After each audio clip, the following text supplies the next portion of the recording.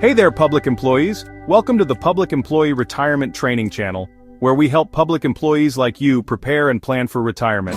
In this video, we're discussing whether or not a pension is enough for a comfortable retirement. To illustrate this, we will use a law enforcement officer in New Jersey as our example.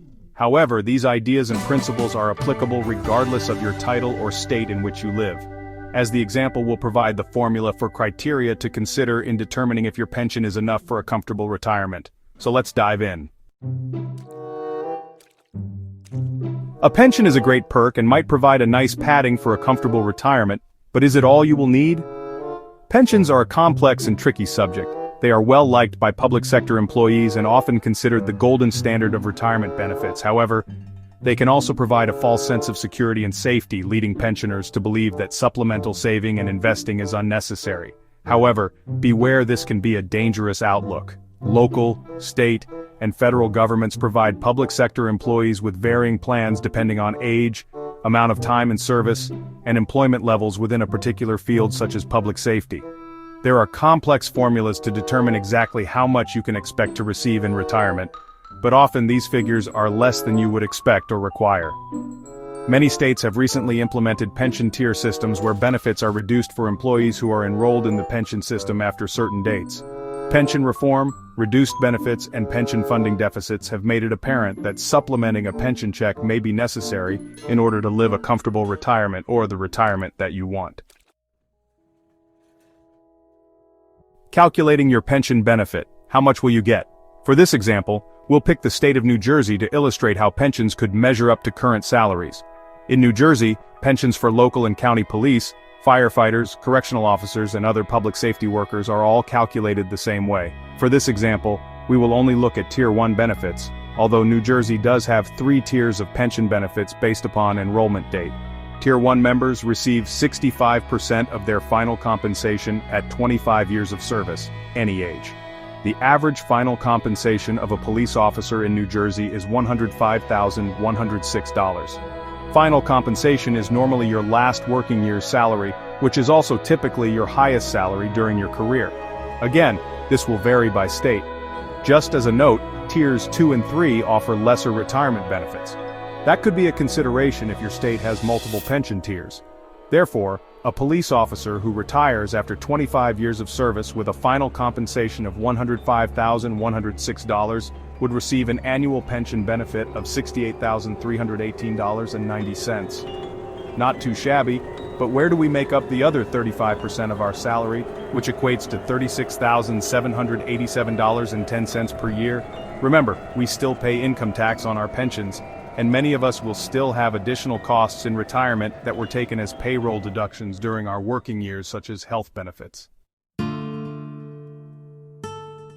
If you are outside of New Jersey, you can find your individual state's pension formula on the National Conference of State Legislatures website. In New Jersey, there are no Social Security benefits to supplement many public sector pensions, as a large percentage of NJ public employees do not contribute. Be sure to check for your specific state and employer, as you do not want to be expecting Social Security benefits only to find out they are never coming. So, many NJ public safety workers are not eligible for Social Security benefits unless they held secondary employment or previous employment where they were able to accrue credits. So, unless we downsize or simplify our lives in retirement, which is not always an option, how do we generate more income? In most cases, upon retirement, public safety workers will be taking a pay cut right from the get-go. Should I wait to retire? While most of us are eager to retire, there may be some financial incentives in the public safety world to stay on a year or so after your eligible retirement age. New Jersey offers an additional 1% per year for each year of service after 25 years. For example, at 30 years of service, the annual pension benefit would increase to 70%. Again, this applies to Tier 1 members. Sorry to all those new guys and gals out there, New Jersey does mandate that you retire by age 65 or 70 if you're the chief of police, and overtime is not included in your final compensation number. Don't worry, there are plenty of other things you can do aside from working longer. By the way, if you want to improve your financial literacy, create a financial plan for yourself and your family, or start planning for retirement but are not sure where to begin, be sure to check out the retirement roadmap in the description below. Now let's keep moving. Note: for our examples, we've provided reference states that don't offer Social Security benefits in addition to pensions, but there are some states that do. According to the Social Security Administration, the average monthly benefit is $1,335. If you're lucky enough to receive both a pension and Social Security income, you're in a pretty strong position for retirement. But read on. We have some more information for you. What other financial concerns should we consider for retirement? Upon retirement, your expenses may and probably will change. This can go either way though, they could even increase. However, maybe you downsize your house or the kids go off to college, making trips to the grocery store less expensive, so stretching your dollar a little thinner doesn't necessarily worry you. But, have you considered some of the curveballs life can throw at you? Length of retirement is increasing. People are living longer. According to the National Institution of Aging, in 2010, an estimated 524 million people were aged 65 or older. By 2050, this number is expected to nearly triple to approximately 1.5 billion. The good news? We're living longer. But what does that mean financially? If our retirement funds need to stretch longer, are you prepared for that? Pension gaps? Will there be enough money in the nation's state-run retirement system for everyone to get paid? This is definitely a concern in New Jersey. According to research from the Pew Charitable Trust, our system suffered a $968 billion shortfall in 2013. The most recent data between the pension benefits governments have promised to their workers and the funding available to meet those obligations. Some states like New Jersey and Texas have made headlines for their pension gap problems. The New Jersey Police and Fire pension is currently hovering around $49 billion in unfunded liabilities. Not good. Health decline. The longer we live, the more prone we are to injuries and illnesses. How will your medical benefits measure up when deductibles and co-pays start becoming a part of your spending regimen? What if you need long-term care? This can get mighty expensive. Personal and life changes. A few grandkids might change everything. You don't want to be living paycheck to paycheck during retirement, if there is a possibility of family vacations to Disneyland or trips to see the kids, right? You won't live forever, and you don't want to miss out on life's special moments because retirement planning wasn't a priority when you were younger. Life always happens.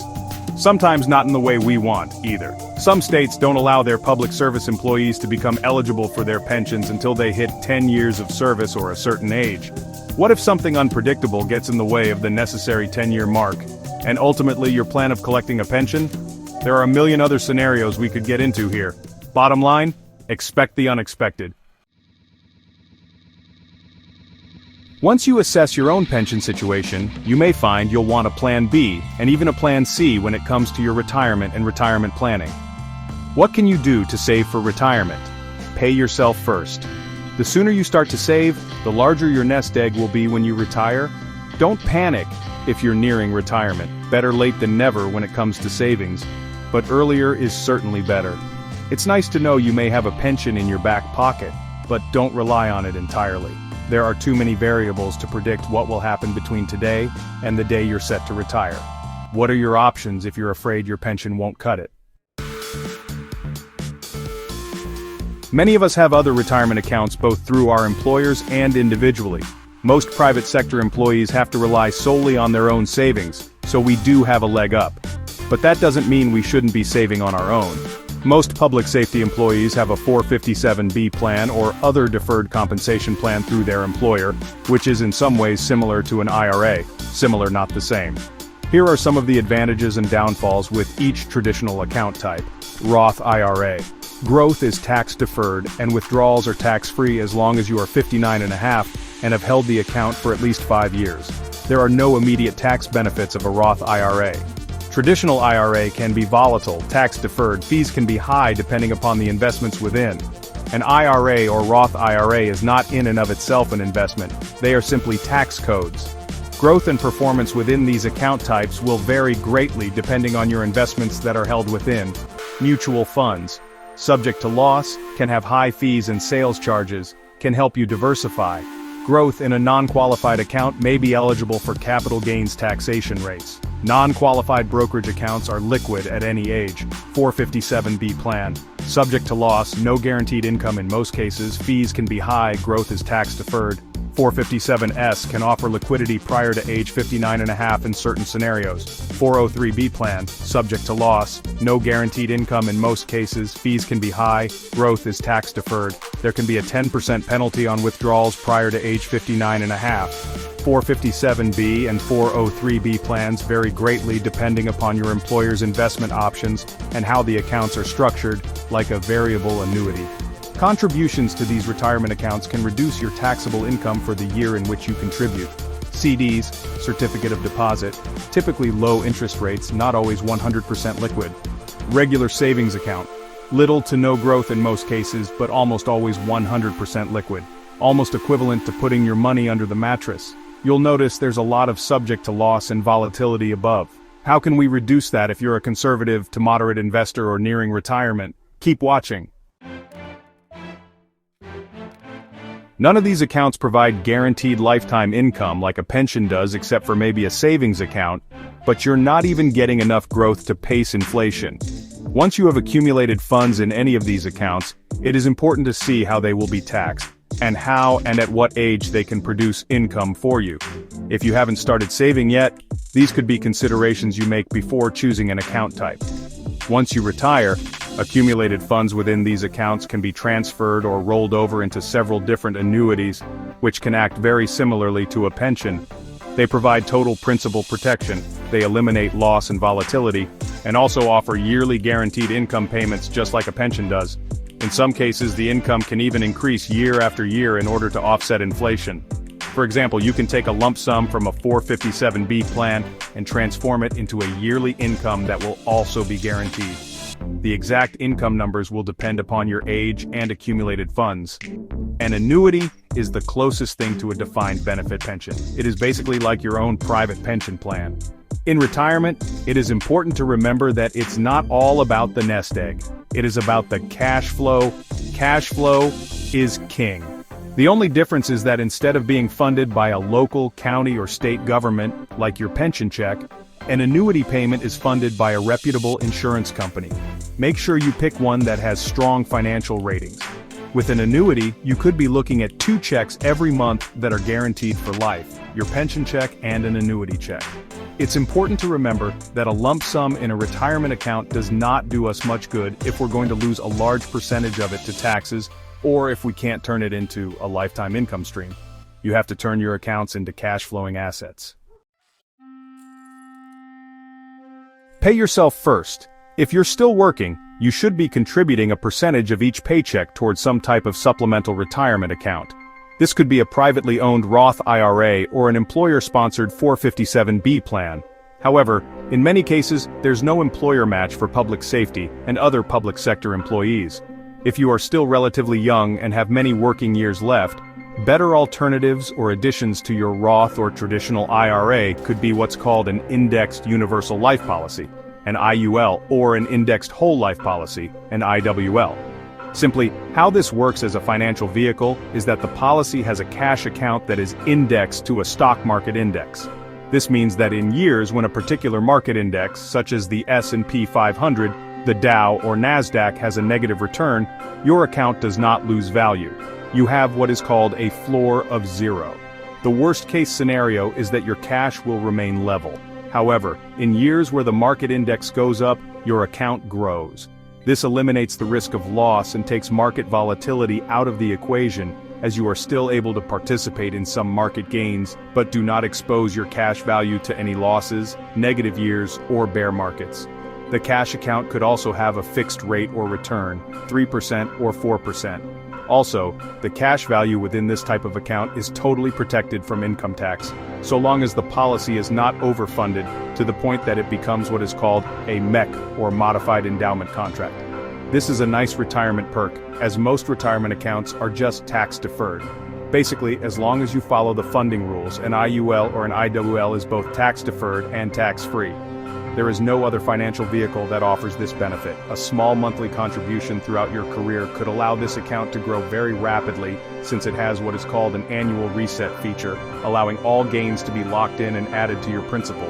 In 457B, IRA, and 401k accounts, all of your gains are also subject to loss if you have a market-based investment, but not with the IUL or IWL. Therefore, your cash compounds and grows very quickly.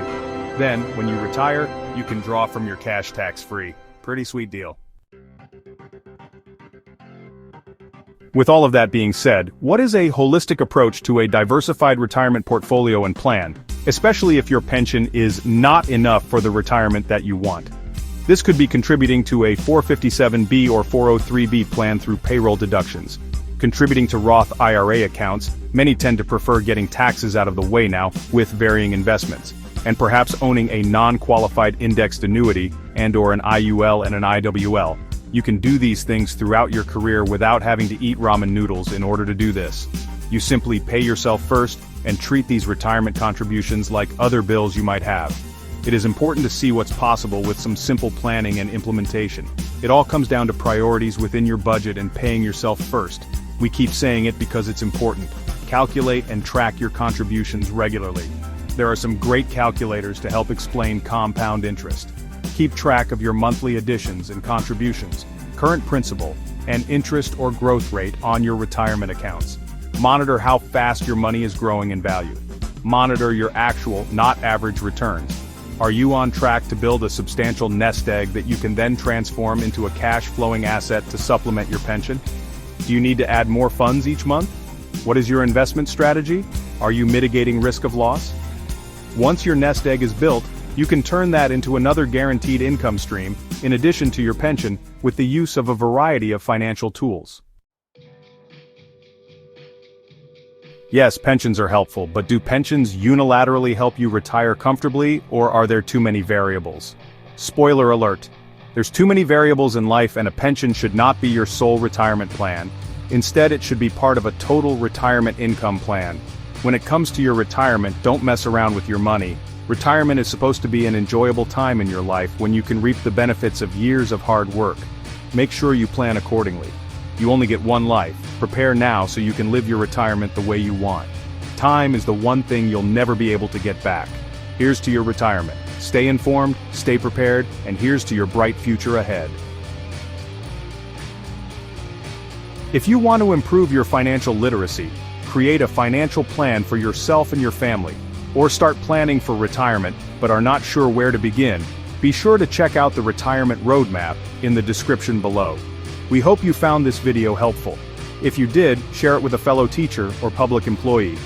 Be sure to like, subscribe, and hit the bell so you don't miss any future videos. Drop your questions in the comments, and thanks for watching.